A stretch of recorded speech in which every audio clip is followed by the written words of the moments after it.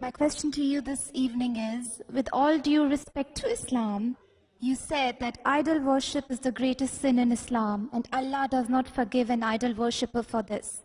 But what about people who have been born into families of religions other than Islam? For example, in India, most of the population is Hindu, and lifelong they may not have had exposure to Islam or somebody else who may have educated them about that. What is the fault of those people? Will they never reach paradise? Will Allah never let these people enter paradise? What is their fault if they believe what is being taught to them since the day they were born? Does Allah not have mercy on them? Thank you. Sisters asked a very good question, a very logical question. What about those human beings who are born in non-Muslim families and the parents are doing idol worship? So who's to blame? How can Allah punish them? And that's a very good question. That's the reason our beloved Prophet Muhammad said that every child is born in Deen al-Fitr. Every child is born as a Muslim. Irrespective if they is born in a Jewish family or a Christian family or a Hindu family or a Muslim family, he is born as a Muslim. Muslim, as I told earlier, by definition means a person who submits his will to Almighty God. So every child when he's born, he submits his will to Almighty God. Later on, he is influenced by his elders, by his parents, by his teachers. Then he may start doing idol worship, he may start doing fire worship, and he may go to the wrong path.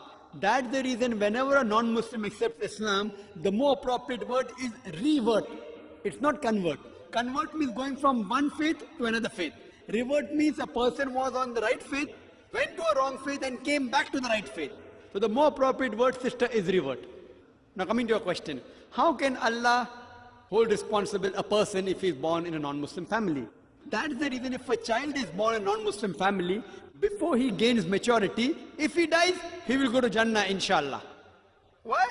Every child submits his will to Almighty God. He's a Muslim. He may have a Hindu name or a Christian name, John, Ramu, it doesn't make a difference. But as long as he's a child, and if he dies as a child, sister, that child will go to Jannah, irrespective whether he's born in a Muslim family or non-Muslim family. Later on, when a child grows up and he becomes an adult, then it is his responsibility what he does. That's the reason if a child commits a crime, the court is lenient. When he becomes an adult, then he cannot say that my father taught me to rob, therefore I'm robbing. If a child grows up at the age of 22, and if the police catches him after robbing, he cannot say that my father taught me to rob, therefore I'm robbing. Will the judge let him go? If he's a child at the age of 5, the judge may say, fine, he's a child, he hasn't attained maturity. But once he becomes an adult, and then if that adult tells the judge that I'm robbing because my father taught me to rob, he will not be excused. Everyone is responsible for his or her own deed. Now once a person becomes an adult, it's the duty of that adult to find the truth. It's the duty of us Muslims to convey the message to the non-Muslim. But irrespective whether a person gets the message or not, if a human being is set free, there were 2 tribes which did not come in contact with modern civilization till as late as 1950. One tribe was the Kapauku tribe and the second was the Australian Aborigines. These 2 tribes did not come in contact with modern civilization till as late as 1950. And when researchers went and tried to find out what was their way of life, it was nothing but Islam. But they didn't call themselves Muslims. They believed in one God.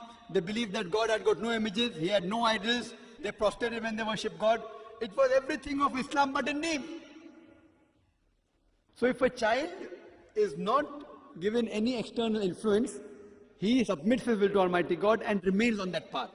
Now once a person becomes an adult, it's the duty of us Muslims to convey the message of Islam. If we do not convey, Allah will hold us responsible. He'll hold us responsible. But irrespective whether we do the job or not, we'll be responsible. But Allah says in the Quran, in Surah Fussilat, chapter number 41, verse number 53, Sanurihim ayatina fil afaqi wa fi anfusihim hatta yatabayyana annahu al-haq. That soon we shall show them our signs in the furthest regions of the horizons and into the soul until it is clear to them that this is the truth. Allah has taken upon himself that he will directly convey this message to every human being himself. So if a Muslim does his job or not, whether we have good examples or bad examples, Allah will directly put in the heart of every human being, whether Muslim or non-Muslim, about the truth about one God. So once the message comes, that human being may follow, may not follow. He may not follow thinking that if I accept Islam, I may have to give up the things which I like, I may have to give up my alcoholism, I may have to give up dating and dancing and, whatever thing which is haram in Islam. He may not accept the message, then he is responsible. Similarly, if the father teaches him something wrong, to rob, it's his duty to realize that robbing is haram. It's a sin. It's the thing which is wrong. He cannot go and tell the judge that because my father taught, therefore I'm robbing. Similarly, here when Allah directly puts the message into the heart of every human being about the haqq, about the oneness of God, and the idol worship is prohibited, yet if the individual continues, he or she is responsible. So on the day of judgment, therefore Allah says that no non-Muslim will ever object to the justice of Allah. Because your organs will give witness about you. Your eyes, your hands will speak about you.